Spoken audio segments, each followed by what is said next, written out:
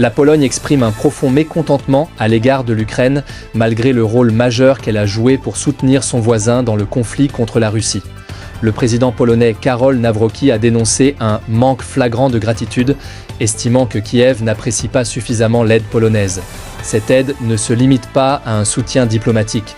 La Pologne a servi de pivot logistique pour l'acheminement de l'aide militaire occidentale, a accueilli près d'1 million de réfugiés ukrainiens et a fourni un soutien économique et humanitaire considérable.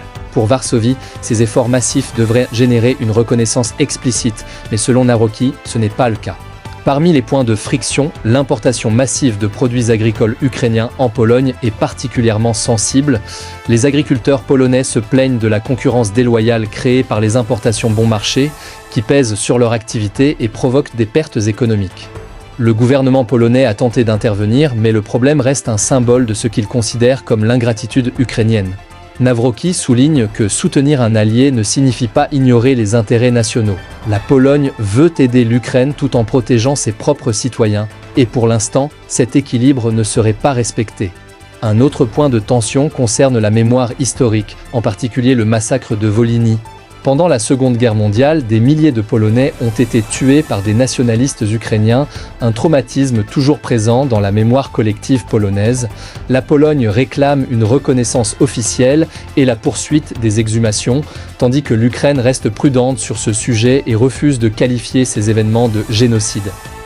Cette divergence renforce le sentiment polonais que l'Ukraine ne valorise pas pleinement les sacrifices et la sensibilité de son voisin. Kiev, de son côté, a réagi aux critiques polonaises en convoquant l'ambassadeur de Pologne pour signaler que ces accusations ne reflètent pas la réalité.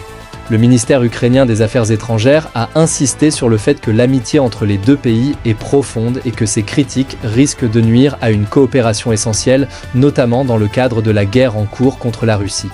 Pour l'Ukraine, la solidarité polonaise reste appréciée et ces déclarations sont perçues comme politisées et opportunistes. Ce différend illustre les tensions complexes qui peuvent exister entre alliés, même lorsqu'ils partagent un ennemi commun. L'aide matérielle, humanitaire et militaire n'efface pas les divergences économiques et historiques.